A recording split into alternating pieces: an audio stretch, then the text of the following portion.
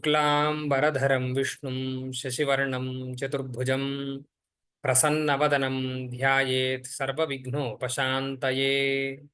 अज्ञानतिमिरान्धस्य ज्ञानाञ्जनशलाकया चक्षुरुन्मीलितं येन तस्मै श्रीगुरवे नमः।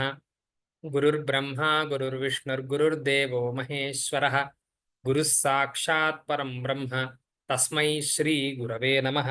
శ్రీ గురుభ్యో నమః. హరి ఓం. అందరికీ నమస్కారాలు.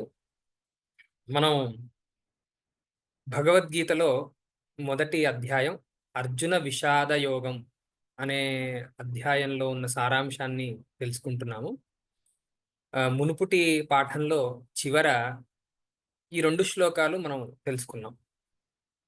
ఏమిటవంటే సంజయ ఉవాచ ఏవముక్తో హృషీకేశో గుడాకేశేన భారత సేనయోరుభయోర్मध्ये స్థాపయిత్వా రథోత్తమం భీష్మద్రోణ ప్రముఖతః సర్వేషాం చ మహీక్షితాం ఉవాచ పార్థ పశ్యైతాన్ సమవేతాన్ కురూనితి అని సంజయుడు ధృతరాష్ట్రుడికి వర్ణిస్తున్నాడు జరుగుతున్నదంతా. సంజయుడికేమో ఆ యుద్ధంలో పాల్గొంటున్నటువంటి ప్రధానమైన పాత్రల మనస్సుల్లో ఏముంది, వాళ్ళు ఇంకొకళ్ళతో ఏం మాట్లాడుతున్నారు, అన్ని విషయాలు వినబడుతున్నాయి, అనిపిస్తున్నాయి. కాబట్టి అవన్నీ కూడా యథాతథంగా ధృతరాష్ట్రుడికి చెప్తున్నాడు. సో దీనికంటే ముందర ఏం జరిగింది అంటే, అర్జునుడు నేను ఎవరెవరితోనైతే ఇక పైన కొట్లాడాలో వాళ్ళందరూ కనిపించేటట్టుగా నన్ను ఈ ఇద్దరి మధ్యలోకి తీసుకొని వచ్చి పెట్టు నాయనా అని తన సారథి అయినటువంటి కృష్ణ పరమాత్మతో అనగా, కృష్ణుడు అలానే తీసుకొని వెళ్ళి ప్రధానమైనటువంటి యోద్ధలు ఎవరైతే ఉన్నారో మన భీష్ముడు, ద్రోణుడు ఇత్యాదులుగా వాళ్ళందరూ కనిపించేటట్టుగా తీసుకుని వచ్చి పెట్టారట. పెట్టి ఏమంటున్నాడు చూడండి, ఉవాచ పార్థ పశ్యైతాన్, పార్థ అని సంబోధన చేస్తున్నాడు. ఎవరిని? అర్జునుడిని. ఓ పార్థ, చూడు, వచ్చిన వాళ్ళందరూ నీకు బాగా కనిపిస్తున్నారు కదా, ఈ కురువంశంలో ప్రముఖులైనటువంటి భీష్మ ద్రోణాదులందరూ నీకు కనిపిస్తున్నారు కదా అని చెప్పాడు. దీని తర్వాత నుంచి ఇవాల్టి పాఠం మనం మొదలు పెట్టుకుంటున్నామండి. సో ఇవాళ ఈ అధ్యాయంలోని ప్రధానమైనటువంటి అంతరార్థము ఇవాల్టి పాఠంలో ఆవిష్కృతం అవుతుంది. అసలు ఈ మొత్తం అధ్యాయానికి ఎందుకు అర్జున విషాద యోగం అని పెట్టారు, ఈ అర్జునుడితో మనందరము ప్రతినిత్యము ఎలా అనుసంధానం చేసుకోవాలి, పై అధ్యాయంలో 2వ అధ్యాయంలో సాంఖ్యయోగంలో కృష్ణ పరమాత్మ చెప్పినటువంటి ఆ సమాధానాన్ని ప్రతినిత్యం మనం ఎలాగా అన్వయించుకోవాలి, ఇవన్నీ రాబోతున్నాయి. కాబట్టి మనకి ప్రశ్న బాగా తెలిస్తే సమాధానం ఇంకా బాగా తెలుస్తుంది. కాబట్టి ప్రశ్న మీద కొంచెం మనం కాన్సన్ట్రేట్ చేద్దాం ఇవాళ. సో దీనిలో మొదటి శ్లోకం మనం ఎంచుకుంది, తత్రా పశ్యత్ స్థితాన్ పార్థః పితృనథ పితామహాన్. నేను నెమ్మదిగా ఎందుకు చదువుతున్నానంటే, మనకి సహజంగానే ఒక 50% సంస్కృతం వచ్చు. మనం ఆ నమ్మకంతోనే ఉండాలి. ఎందుకంటే మనందరికీ తెలుగు బాగా వచ్చు అంటే సంస్కృతం 50% వచ్చు అనేది నిజం. సో ఆ నిజాన్ని మీరు విశ్వసించి, నేను చదివేది నెమ్మదిగా అందుకనే చదువుతున్నాను, దాన్ని కొంచెం మీరు ఫాలో అయ్యారంటే మీకు చాలా విషయాలు తెలిసిపోతాయి. తత్రా పశ్యత్ స్థితాన్ పార్థః పితృనథ పితామహాన్ ఆచార్యాన్ మాతులాన్ భ్రాతృన్ పుత్రాన్ పౌత్రాన్ సఖీన్స్తథా. ఆచార్యాన్ మాతులాన్ భ్రాతృన్ పుత్రాన్ పౌత్రాన్ సఖీన్స్తథా. దీనిలో చాలా పదాలు మనకు తెలుసండి. పితృ పదం మనకు తెలుసు, పితామహ మనకు తెలుసు, ఆచార్య తెలుసు, మాతుల, మాతుల అంటే మేనమామ అని అర్థం. భ్రాతృన్ భ్రాత, భ్రాతృ శబ్దం మనకు తెలుసు, బ్రదర్. చూడండి ఇవన్నీ కూడా చాలా, ఈ భాషలన్నీ సంస్కృతంలో నుంచి ఉద్భవించాయి. అన్నింటికీ ఒకే తల్లి ఉన్నది అని చెప్పడానికి పితృన్, పితృ ఫాదర్, ఫాదర్ పితృ, ఫాదర్, భ్రాతృ బ్రదర్, బ్రదర్ బ్రదర్. ఏమండి దుహితృ అని ఇంకో పదం ఉంది, డాటర్ అంటారు, డాటర్ డాటర్, దుహితృ కూతురు, దుహితృ డాటర్. ఈ రకంగా సంస్కృతానికి చాలా యూరోపియన్ లాంగ్వేజెస్కి సంబంధాలు ఉన్నాయి. సరే అది పక్కన పెడితే పుత్రాన్ మీకు తెలుసు, మనందరం వాళ్ళ కోసమే ఇప్పుడు ఇక్కడ కలిసి ఉన్నాం. పి పుత్రాన్, పౌత్రాన్, పౌత్రులు అనేది కూడా మనకు తెలుసు, మనుమలు, మనుమలు అని అర్థం. సఖీన్, సఖి అంటే ఫ్రెండ్ అని అర్థం. శ్వశురాన్ సుహృదశ్చైవ, చూడండి శ్వశురాన్, శ్వశురు శబ్దం అన్నమాట ఇది. శ్వశుర అంటే శ్వశుర శబ్దం, శ్వశుర అని అంటే పిల్లనిచ్చిన మామగారు. చూడండి చాలా విశేషం. మనం మామూలుగా మాట్లాడుకునేటప్పుడు మాతులహ అన్న మామయ్యనే, శ్వశురహ అన్న మామయ్యనే. కానీ ఇద్దరికి తేడా ఏంటి? ఒక ఆయన పిల్లనిచ్చిన మామయ్య, ఇంకో ఆయన పిల్లనివ్వకుండానే మామయ్య అయ్యాడు. ఆ తేడా పదాన్ని చూస్తేనే అర్థమైపోతుంది. సుహృదశ్చ, చూడండి ఇంకొక విశేషం దీనిలో, సఖీ అన్న ఫ్రెండే, సుహృత్ అన్న ఫ్రెండే. కానీ రెండిట్లో తేడా ఏమిటి? తేడా ఏమిటంటే ఈ సుహృత్ అనే పదంతో ఎవరినైతే మనం వాడతామో ఆయన మనసు ఎరిగినటువంటి స్నేహితుడు. ఏదో సందర్భానికి అనుగుణంగా స్నేహితుడు అయిపోలా. ఏదో మా క్లాస్మేట్ వేరు, ఫ్రెండ్ వేరండి. క్లాస్మేట్ పరిచయస్థుడు వేరు, ఫ్రెండ్ వేరు. మనం సహజంగా చాలాసార్లు ఏమనుకుంటున్నాం, వీడు నా ఫ్రెండ్ అండి, వాడు నా ఫ్రెండ్ అండి, అంటే వాడు నాకు తెలుసు అనే అర్థంలో ఫ్రెండ్ అనే పదాన్ని వాడుతూ ఉంటాం. సో రెండింటికి కూడా తేడా. సుహృత్ అనే దానికి అర్థం ఏంటంటే తన హృదయాన్ని తెలిసినవాడు.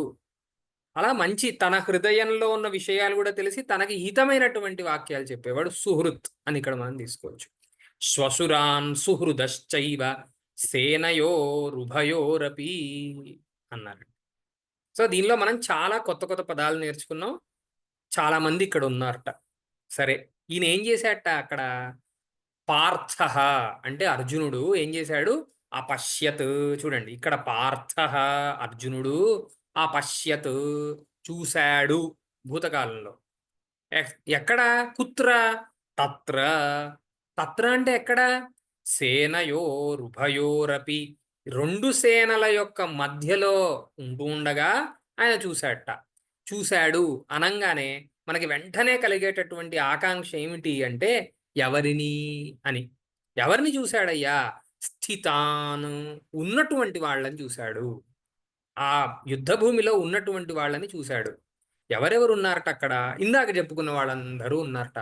తండ్రి సమానులైన వాళ్ళు, ఏమండి తాత సమానులైన వాళ్ళు, సొంత గురువుగారులు, మేనమామలు, అన్నయ్యలు, కొడుకులు, పౌత్రులు అంటే మనుమలు, పిల్లనిచ్చిన మామగారు, తన హృదయాన్ని ఎరిగినటువంటి స్నేహితులు, తెలిసిన వాళ్ళు, ఇలా బోళ్ళంత మంది అక్కడ కనిపించారు అని అర్థం.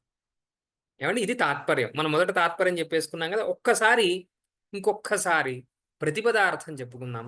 దానివల్ల ఏంటంటే మనం ఏదైతే తెలుసుకున్నామో అది కొంచెం సుదృఢంగా మనకి మనసులో నిలిచిపోయే అవకాశం ఉంటుంది. అథ అంటే దాని తర్వాత, దేని తర్వాత?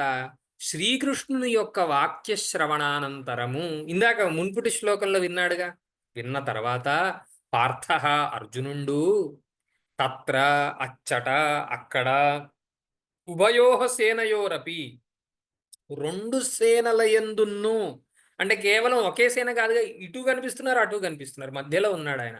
కొంచెం ఇలా తిప్పాడంటే తన సేనలో ఉన్న వాళ్ళు కనిపిస్తారు, ఎదురుకుండానేమో వాళ్ళ సేనలో ఉన్న వాళ్ళు కనిపిస్తారు. స్థితాన్ ఉన్నట్టి, పితృను, పితృ శబ్దానికి తండ్రి అని అర్థం. తన తండ్రి, సొంత తండ్రి లేడు, ఎదురుగా ఆయన వెళ్ళిపోయాడు, దేహం వెళ్ళిపోయింది. కాబట్టి ఇంకెవరున్నారు? పినతండ్రులు పెద్దతండ్రులైనటువంటి భూరిశ్రవ ఇత్యాదులందరూ, వారలందరినీ, పితామహాన్ తాతలైనటువంటి భీష్మాదులను, ఆచార్యాన్ గురువులైనటువంటి ద్రోణాచార్యాదులను, మాతులాన్ మేనమామలైనటువంటి శల్యాదులను. ఏమండి శల్యుడు మేనమామ ఎలా అవుతాడు? మాద్రి తండ్రి కదా శల్యుడు. మాద్రి పినతల్లి, తన తండ్రి గారికి రెండవ భార్య. కాబట్టి తనకి తల్లి కాబట్టి తన తల్లికి తండ్రి అయినటువంటి శల్యాదులను, క్షమ్యతాం, శల్యుడు మాద్రికి అన్నయ్య అవుతాడు కాబట్టి మేనమామ అయ్యాడు ఆయన.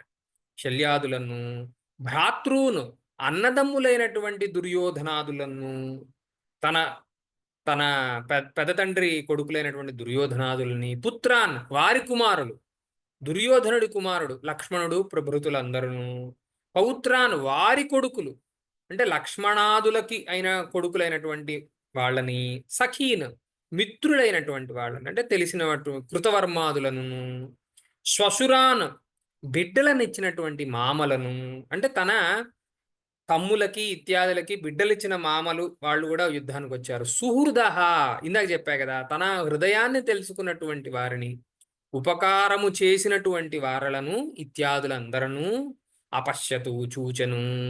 ఇది మొత్తానికి ఒక కాంటెక్స్ట్ మనకి ఏర్పడిపోయింది. స్థితి ఎలా ఉన్నది అనేది ఏర్పడిపోయింది. ఇప్పుడు తన అంతరంగాన్ని ఆయన నెమ్మదిగా బయటపెడుతున్నాడు. ఇది చాలా చాలా ముఖ్యమైనటువంటి సందర్భం మొదలైపోయింది మనకి. తాన్ సమీక్ష్య సకౌంతేయః సర్వాన్ బంధూనవస్థితాన్.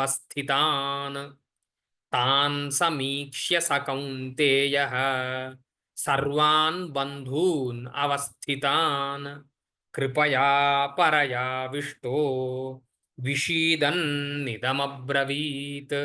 కృపయా పరయావిష్టో విషీదన్నిదమబ్రవీత్. మనకి కొన్ని పదాలు దీనిలో మనకు తెలిసిపోయినవే ఉంటాయి. ఉదాహరణకి సమీక్ష్య. సమీక్ష అనే పదం మనం చాలాసార్లు వెళ్తూ ఉంటాం. సమ్యక్ ఈక్షణం అంటే బాగుగా పరికించి చూశాడు. పరికించి చూడకపోతే ఎవరెవరు అక్కడ ఉన్నారో తెలియదు కదా, కాబట్టి బాగా పరీక్షించి చూశాడట. ఎవరు చూశారు? స కౌంతేయ. కౌంతేయుడు కుంతీపుత్రుడు కదా ఆయన. కాబట్టి అర్జునుడికి ఎన్నో పేర్లలో కౌంతేయ అని కూడా ఒక పేరు. సర్వాన్ అందరినీ అని అర్థం అన్నమాట. ఎవరు ఆ అందరూ? బంధూన్ అవస్థితాన్. అవస్థిత అంటే ఉన్నటువంటి వాళ్ళు, అక్కడ ఉన్నటువంటి బంధూన్, బంధువులు. బంధువులు అంటే ఎలాగ బంధువులు? రుధిర బంధువులు, జ్ఞాన బంధువులు. ఒకే గురుకులంలో చదువుకున్న వాళ్ళు ఉన్నారు, ఒకే కుటుంబంలోనూ పుట్టిన వాళ్ళు ఉన్నారు. కాబట్టి బంధువుల్ని, రెండు రకాలైనటువంటి బంధువుల్ని చూశాట. ఎలా తాను ఇప్పుడు ఎలా ఉన్నట్ట, ఆయన మనస్సు ఎలా ఉందిట? కృపయా పరయా అన్నాడు. పరా అంటే చాలా గొప్పది అని అర్థం అనమాట. మనకి విద్యలు రెండు రకాలుగా ఉంటాయి అన్నమాట. ఏమిటది? పరావిద్య, అపరావిద్య అని దాని పేరు. పరా అని అంటే ఏంటంటే, దేన్నైతే తెలుసుకున్నాక ఇంకేమీ తెలుసుకోవాల్సిన అవసరం ఉండదో అది పరా అన్నారు. దానికి ఒక డెఫినేషన్ ఇచ్చారండి. శాస్త్రంలో ఏంటంటే ప్రతి ఒక్క టెక్నికల్ టర్మ్కి కూడా ఒక డెఫినేషన్ ఉంటుంది, ఒక ఎగ్జాంపుల్ ఉంటుంది, ఒక యాంబిట్, ఒక బౌండరీ ఇస్తారు. ఆ బౌండరీ దాటితే ఆ పదం సరిపోదు. ఇప్పుడు చూడండి, దీనికి ఎంత గొప్ప డెఫినేషన్ ఇచ్చారు. పరావిద్య అంటే ఏంటి అంటే, కొంతమంది ఏమనుకుంటారు? వేదము అంటారు, కొంతమంది ఏమో ఉపనిషత్తులు అంటారు, కొంతమంది ఏమో బ్రహ్మసూత్రాలు అంటారు. ఇలా ఏవేవో పదాలు చెప్తారు. కానీ ఈ పదాలు చెప్తే, ఇప్పుడు ఉపనిషత్తులు అని చెప్పామనుకోండి, అయితే ఆరణ్యకం పరావిద్య కాదా అండి అని నేను వెంటనే మన విద్యార్థులకి ప్రశ్నలు వచ్చేస్తాయి. కాబట్టి ఇలాంటి ప్రశ్నలు ఏం రాకుండా చాలా చక్కగా వాళ్ళకి అర్థం అవ్వాలి అని ఏమని చెప్పారు? ఏదైతే తెలుసుకుంటే ఇంకేమీ తెలుసుకోవాల్సిన అవసరం ఉండదో అది పరావిద్య అన్నారు. ఏమి తెలుసుకుంటే ఇంకేం తెలుసుకోక్కర్లేదు అంటే, ఉదాహరణకి ఏమండి మీకేం తెలుసు అని ఎవరైనా అడిగారు అనుకోండి, మనం ఏమని చెప్తాం? ఏమండి నాకు మ్యాథ్స్ తెలుసండి, నాకు ఇంగ్లీష్ తెలుసండి, నాకు తెలుగులో మాట్లాడటం తెలుసండి, నాకు ఎక్కడాలు తెలుసండి, ఇలా ఏవేవో మనం చెప్తాం కదా. ఇలా ఏవేవైతే మనం 1, 2, 3, 4, 5 ఇలా చెప్తామో వీటన్నిటిలోనూ ఉండాల్సిందే ఆ పరా పదార్థం అనమాట. అప్పుడే ఏది తెలుసుకుంటే అన్నీ తెలుసుకున్న వాడిని అవుతాను అనే ఒక డెఫినేషన్ సరిపోతుంది కదా. మరి వీటన్నింటిలో ఎక్కాల్లో, సైన్స్లో, ఇంగ్లీష్లో, ఈ ప్రపంచం అంతటిలో అంతటా ఉన్నటువంటిది ఏమిటి అని చూస్తే, మనం లాజికల్గా చెప్పుకోవాలనుకుంటే వీటన్నింటికి ఒక కారణం ఉంది. ఇప్పుడు నా ఎదురుకుండా ఒక దిండు ఉందండి. ఈ దిండుకి ఒక కారణం ఉంది. ఒక కాజ్. ఎందుకంటే దూది లేకపోతే దిండు తయారవ్వదు. కాటన్ లేకపోతే దిండు తయారవ్వదు. ఇంకా నా ఎదురుకుండా పుస్తకం ఉంది. పేపర్ లేకపోతే పుస్తకం తయారవ్వదు. ఈ రకంగా మన ఎదురుకుండా ఉన్నటువంటి పదార్థాలన్నింటికీ కూడా ఏదో ఒక కారణం ఉంది. అంటే నాకు ఈ ఫలానాది తెలుసు అని ఎప్పుడైతే మనం చెప్తామో, ఆ ఫలానా వస్తువు ఏదైతే ఉన్నదో అది ఒక మొబైల్ ఫోన్ అవ్వచ్చు, ఒక టెక్నాలజీ అవ్వచ్చు, నాకు టాలీ తెలుసు, నాకు కంప్యూటర్ తెలుసు అని మీరు ఏదైనా చెప్పండి. దేనికైతే ఒక నామము, ఒక రూపము ఈ 2 ఉంటాయో దానినే మనం ఎంచి చెప్పగలం. నామ రూపాభ్యాం ఆవృతం ఇదం జగత్ అంటారు. అంటే ఈ ప్రపంచం మీరెక్కడైనా చూడండి. నామము అంటే పేరు, రూపము అంటే షేప్. ఈ నామము, రూపం షేప్ అంటే మనం ఏమనాలి ఫిజికల్ షేపే కాదు. దానికి రకరకాల డైమెన్షన్స్‌లో షేప్స్ ఉంటాయి. ఈ నామము, రూపము లేకుండా ఈ ప్రపంచంలో ఏది మనకి అర్థం కాదు. ఎలాంటి సందర్భంలో అర్థం కాదు అనంటే, మనం ఇంద్రియాలను ఉపయోగిస్తూ ఎప్పుడైతే ఈ ప్రపంచాన్ని తెలుసుకోవాలనుకుంటున్నామో, ఎప్పుడైతే మనం బుద్ధిని ఉపయోగిస్తూ ఈ ప్రపంచాన్ని తెలుసుకుందాం అనుకుంటున్నామో, అప్పుడల్లా గూడా మనకు తెలిసేది నామరూపాత్మకమైనటువంటి జగత్తే. ఈ నామరూపాత్మకమైనటువంటి జగత్తుకి కారణము తప్పనిసరిగా ఉండే ఉంటుంది. కాబట్టి ఎవడైతే ఆ కారణాన్ని తెలుసుకుంటాడో వాడు పరావిద్య తెలిసినవాడు. అంటే అంతటా కారణాన్నే చూస్తాడు. అంటే మనం మామూలుగా దిండుని చూస్తాం. కానీ ఈ దృష్టికోణం ఉన్నవాడు ఆ దిండుకి కారణమైన దాన్ని చూస్తాడు. దానికి కారణమైన దాన్ని చూస్తాడు. దానికి కూడా కారణమైన దాన్ని చూస్తాడు. అంటే దిండు చూడంగానే వాడికేం కనిపిస్తుంది? దూది కనిపిస్తుంది. దూదికి మూలమైనటువంటి పత్తి కనిపిస్తుంది.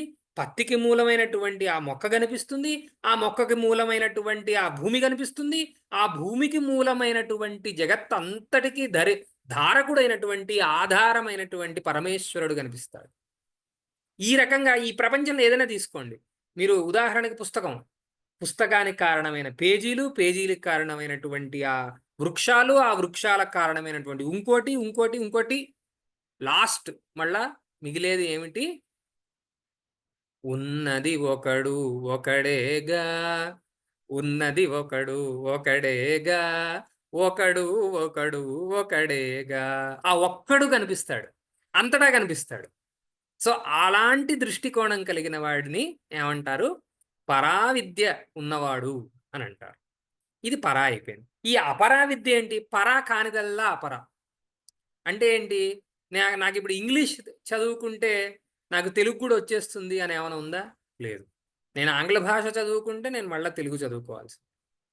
ఏవండీ? అలానే సైన్స్ చదువుకుంటే నాకు మ్యాథ్ వచ్చేస్తుందని ఏమైనా ఉందా? అలా ఏం లేదు. సైన్స్ కొంచెం చదువుకుంటే మళ్ళా మ్యాథ్స్ సెపరేట్‌గా కూర్చొని చదువుకోవాల్సిందే. ఇవి ఏవేవైతే సెపరేట్‌గా ఉన్నాయో, దేనిలోనైతే మౌలికమైనటువంటి ఆ పరమాత్మ తెలియకుండా ఉన్నదో, ఆ పరమాత్మలో నుంచి డిరైవ్డ్ సైన్సెస్ అనుకోండి. డిరైవ్డ్ టెక్నాలజీస్ అనుకోండి. ఇవన్నీ మిగతా ఏవేవైతే ఉన్నాయో అవన్నీ గూడా అపరా కిందకొస్తాయి.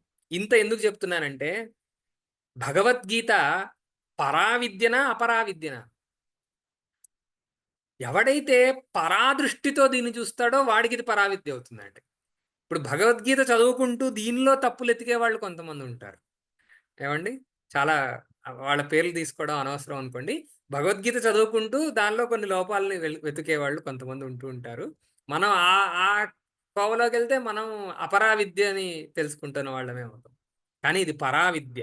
ఎందుకంటే సాక్షాత్తుగా పరమేశ్వరుడు హ్మ్. జగద్గురువైనటువంటి శ్రీకృష్ణ స్వామి డైరెక్ట్‌గా చెప్పినటువంటి విద్య గాబట్టి, ఇది పరావిద్యలోకే అంతర్భూతం అవుతుంది. కానీ ఆ దృష్టికోణం మనం అలవరుచుకోవాలి. సో, ఇంతటితో పరా అంటే ఏంటి? అపరా అంటే ఏంటి? మనం తెలిసేసుకున్నాం గదా!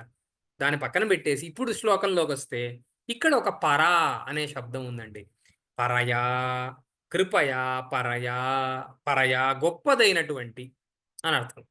గొప్పదైనటువంటి కృపతో ఆవిష్టః అంటే కూడి ఉన్నాడు. ఎవరాయన కూడి ఉన్నది? ఇందాక చెప్పుకున్నాం గదా! ఆయనే. మన అర్జునుడు.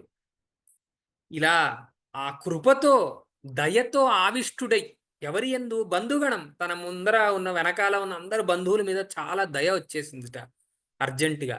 ఆ దయతో కూడి ఉన్నటువంటి ఆయన విషీదన్, విషీదన్ అంటే ఏడుస్తూ, చాలా బాధపడుతూ ఇదమబ్రవీత్, దీన్ని చెప్పాడు అంటున్నాడు. హ్మ్. ఒక్కసారి మనం శ్లోకాన్ని చెప్పుకొని ప్రతిపదార్థం చెప్పేసుకుందాం. తాన్ సమీక్ష్య స కౌంతేయః సర్వాన్ బంధూనవస్థితాన్ కృపయా పరయావిష్టో విషీదన్నిదమబ్రవీత్. స కౌంతేయ, సహ కౌంతేయః, ఆ అర్జునుడు అవస్థితాన్, యుద్ధరంగమునందున్నటువంటి తాన్, ఇందాక చెప్పబడినటువంటి సర్వాన్, సమస్తములైనటువంటి బంధూన్, చుట్టములను సమీక్ష, బాగుగా పరికించి బాగా చూసి పరయా, ఉత్కృష్టమైనటువంటి గొప్పదైనటువంటి కృపయా, దయతో ఆవిష్ట, కూడి ఉన్నవాడై విషీదన్, ఏడుచుచు దుఃఖించుచు ఇదం, ఈ వాక్యమును అబ్రవీత్, పలికెను. ఎవరితో? శ్రీకృష్ణ పరమాత్మతో చెప్తున్నట్టు ఆయన. వాళ్ళిద్దరు మాట్లాడుకున్నారు చూడండి. అర్జునుడిది ఎంత గొప్ప అదృష్టమో చూడండి. సాక్షాత్తుగా పరమేశ్వరుడితోనే ఆయన మాట్లాడాడు. ఏమండి? మనకు కూడా అలాంటి సౌభాగ్యం కలగాలంటే ఏం చేయాలి?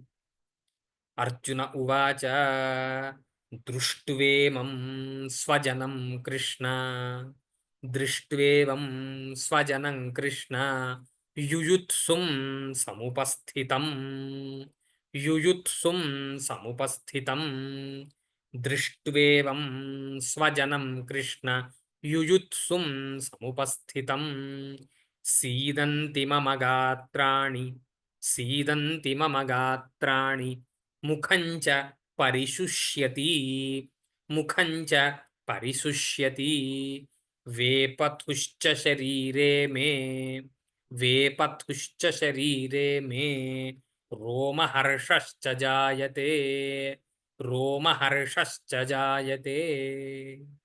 దృష్ట్వేవం స్వజనం కృష్ణ యుయుత్సుం సముపస్థితం సీదంతి మమ గాత్రాణి ముఖంచ పరిశుష్యతి వేపథుశ్చ శరీరే మే రోమహర్షశ్చ జాయతే. ఇప్పుడు మామూలుగా సైకాలజీలో ఏమంటారంటే కొన్ని కొన్ని బిహేవియర్స్ అంటూ ఉంటారనమాట. కొన్ని కొన్ని మానసికమైనటువంటి ఇంబ్యాలెన్సెస్ జరిగేటప్పుడు కొన్ని కొన్ని రకాలైనటువంటి చేష్టలు మనం సహజంగా చేస్తూ ఉంటాం. దాన్నే ఇంగ్లీష్‌లో బిహేవియర్ అంటారు వాళ్ళు. ఈ ఈ బిహేవియర్స్ అన్నీ గూడా ఆయన చూపిస్తున్నాడు. అవేంటో నెమ్మదిగా మనం తెలుసుకుందాం. దానికంటే ముందర ఆయన కృష్ణుడితో మాట్లాడుతున్నాడు గదా! చెప్తున్నాడు. ఏమంటున్నాడు? స్వజనం, నా వాళ్ళు అని వాడు అనేసుకుంటున్నాడు. ఎవరుట నా వాళ్ళు? నా నుంచి నా రాజ్యాన్ని అపహరించని వాడు నావాడే. నన్ను మోసగించి నా రాజ్యాన్ని కాజేసిన వాడితో గూడా ఉన్నటువంటి వాళ్ళందరూ నా వాళ్ళే. నా వెనకాల గోతులు తీస్తున్న వాళ్ళందరూ నా వాళ్ళే అని వాడికి అనిపిస్తోందండి. ఎందుకలా అనిపిస్తోంది? దీనికి అంతటికి కారణం ఇందాకటి శ్లోకంలో చెప్పేశాడు. పరయా కృపయా ఆవిష్టః అని అన్నారండి. కృప అంటే దయ అని అర్థం. ఈ దయ అనేది చాలా చెడ్డ పదార్థం అండి. దయ ఎక్కడుండాలి, ఎక్కడ ఉండకూడదు అనే విషయాన్నే నెక్స్ట్ కృష్ణ భగవానుడు మనకు చెప్పబోతున్నాడు. కాబట్టి ఆ దయతో ఈయన కృంగిపోయి ఏమని విషీదన్ నిదమబ్రవీత్ అంటున్నాడు. ఆయన ఏడుస్తూ చెప్తున్నట్ట. ఏడుస్తూ, అంత పెద్దవాడు. ఈ యుద్ధం జరిగే వేళటికి అర్జునుడికి కనీసం 50 ఏళ్ల నుంచి 60 ఏళ్ల వయస్సు ఉంటుందండి. 50, 60 ఏళ్ల వయస్సులో ఉన్నటువంటి ఒక మనిషి ఏడుస్తూ ఒక విషయాన్ని చెప్తున్నాడనమాట. ఏమని చెప్తున్నాడు? యుయుత్సుం సముపస్థితం. నా వాళ్ళని చూస్తూ ఉంటే నాకు చాలా దుఃఖంగా ఉంది. ఎవరట వాళ్ళు? ఎలా ఉన్నారట వాళ్ళు? యుయుత్సుం అంటే ఉత్సాహంగా యుద్ధం చేయాలనుకునే వాళ్ళు యుజుత్సుః.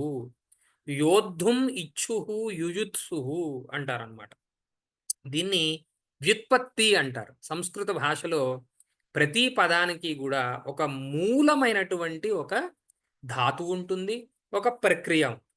ఉదాహరణకి మనం రామచంద్రమూర్తిని దాశరథి అని అన్నాం అనుకోండి. దానికి అర్థం ఏంటి?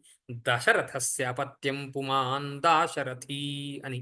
అంటే దశరథుడికి పుట్టినటువంటి మగ సంతానము అని అర్థం.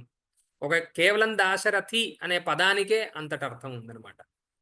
ఇక్కడ కూడా యుయుత్సుం, యోద్ధుం ఇచ్చుహు యుయుత్సుహు, యుద్ధం చేయడానికి రెడీగా ఉరకలేస్తున్నటువంటి ఉత్సాహం కలిగిన వాళ్ళు అని అర్థం.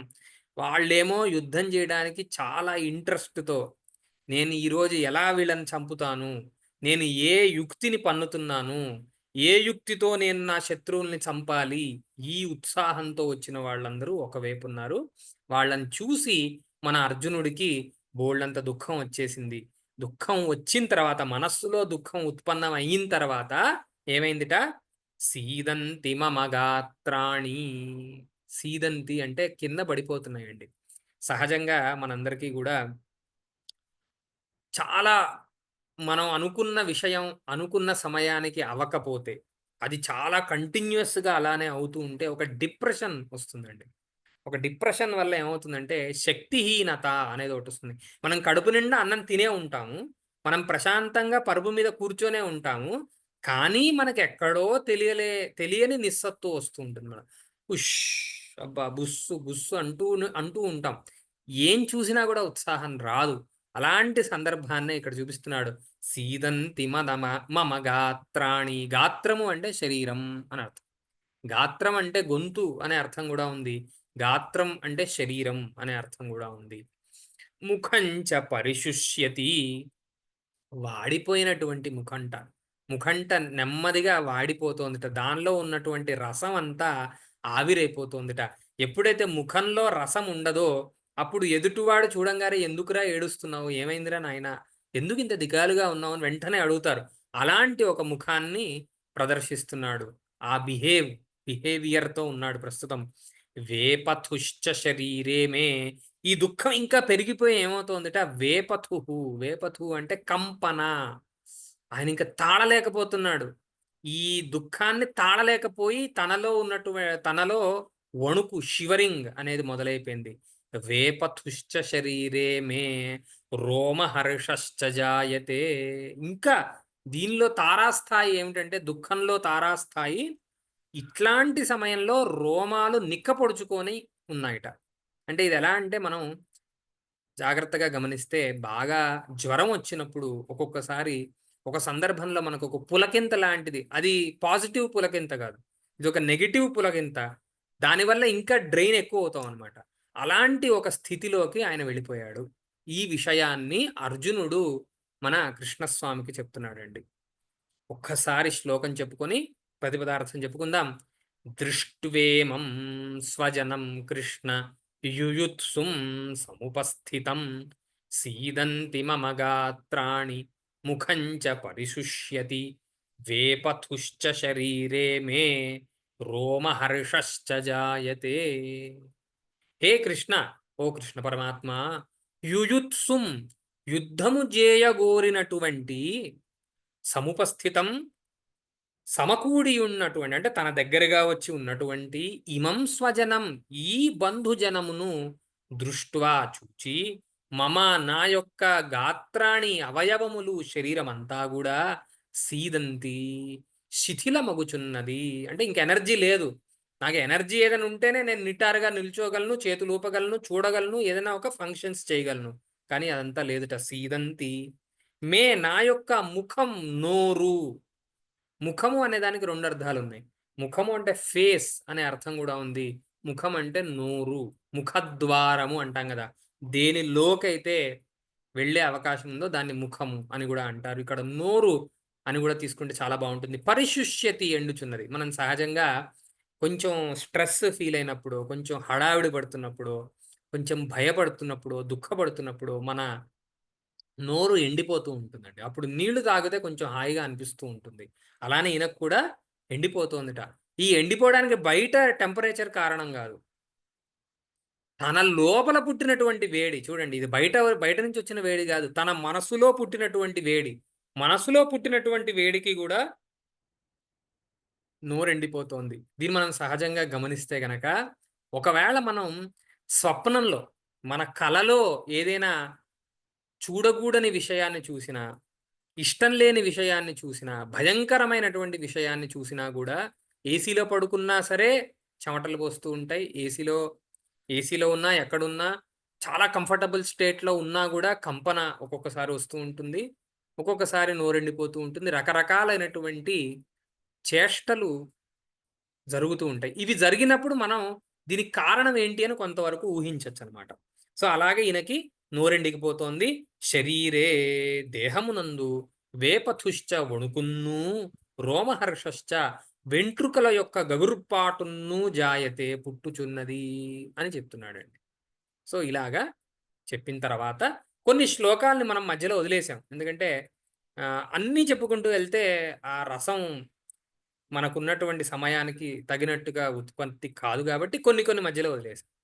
దీని తర్వాత ఇలా చెప్పిన తర్వాత గాండీవం స్రంసతే హస్తాత్. గాండీవం స్రంసతే హస్తాత్ త్వక్చైవ పరిదహ్యతే.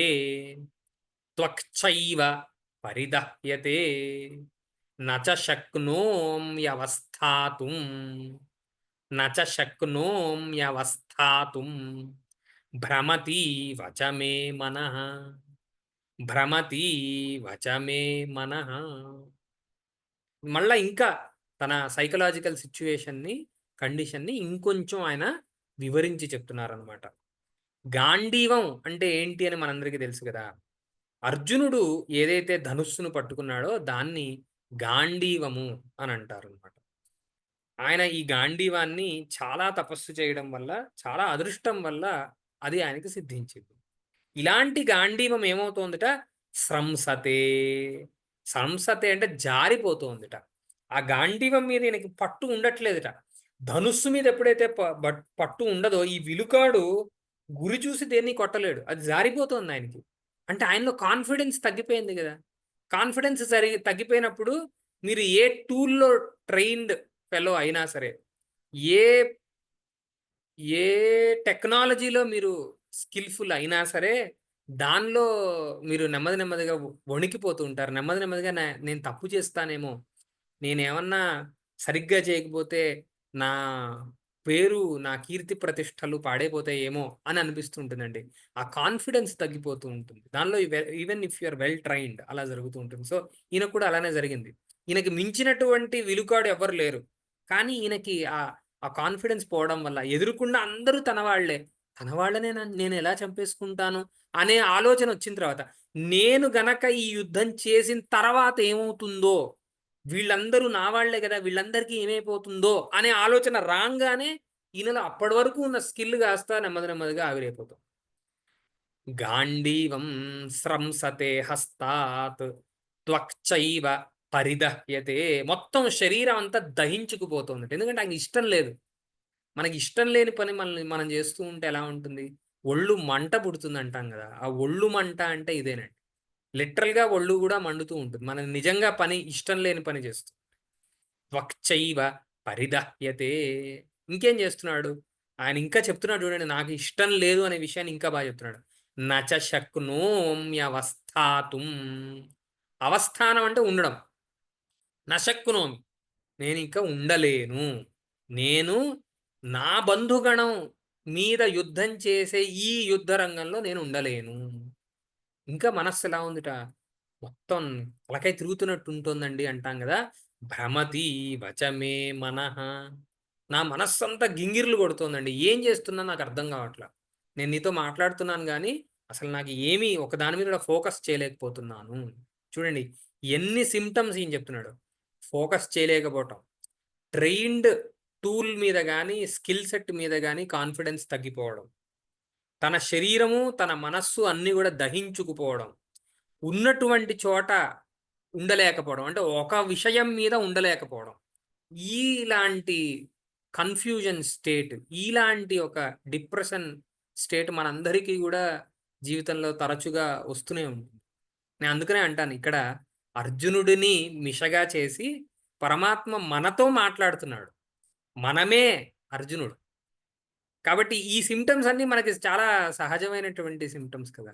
కాబట్టి మనం నెమ్మది నెమ్మదిగా అర్జునుడిలోకి మనం పరకాయ ప్రవేశం చేస్తే, ఆ కృష్ణస్వామి చేసేటటువంటి బోధ మనలోకి వెళ్లి మనం గూడా అర్జునుడిలాగా ఉద్ధరింపబడే అవకాశాలు చాలా చాలా ఉన్నాయి. సో దీని తర్వాత ఒక్కసారి మనం శ్లోకాన్ని చెప్పేసుకొని ముందరికెళ్దాం.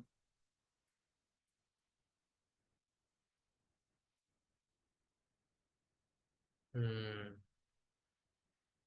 మే నా యొక్క ఒక్కసారి శ్లోకం చెప్పుకుందాం.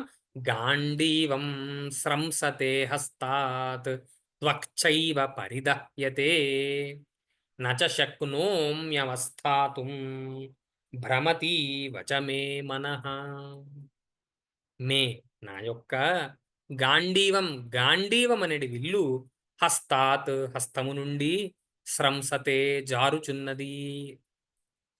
త్వక్చైవ చర్మమును పరిదహ్యతే అంతటా దహింపబడుచున్నది. అన్ని చోట్ల నుండి కూడా దాహము అంటే మంట పుడుతోంది. మనశ్చ మనస్సును భ్రమతీవ చంచలమైపోయినదా అన్నట్లుగా ఉన్నది. అతః అందుకనే ఎందుకనే నా హస్తము నుండి నాకు పూర్తి కాన్ఫిడెన్స్ ఉన్నటువంటి గాంధీవం జారిపోవడం వల్ల, మొత్తం ఒళ్ళంతా మంట పుట్టేయడం వల్ల, మనస్సేమో భ్రమిస్తున్నట్టుగా ఉండడం వల్ల, అవస్థాతుం ఈ రథం మీద ఉండడంకి కూడా నశక్నోమి అసమర్థుడు నాగుచున్నాను. నా వల్ల కాదు నాయన ఇంకా అని అనిపిస్తోంది అని. ఏమండి? ఇవాళ మనం ఒక 4, 5 శ్లోకాలు చెప్పుకున్నాము. కాబట్టి మీకు ఈ విషయాలు బాగా అర్థమైనాయి అని భావిస్తున్నాను. మీకేమైనా సంశయాలుంటే తప్పకుండా అడగండి. తర్వాత మనం చర్చలోకెళ్దాం. ఏవండి ఏమన్నా ఇవాళ చెప్పుకున్నటువంటి శ్లోకాలలో ఏమన్నా సంశయాలున్నాయా? పెద్దగా సంశయాలేం లేవు కదా! అయితే మనం గురు వందనం చేసుకొని ఇవాల్టి పాఠాన్ని ముగిద్దాం.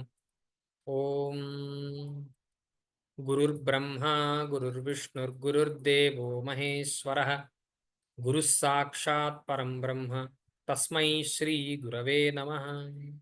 శ్రీ గురుభ్యో నమః. హరి ఓం. నమః సర్వేభ్యः.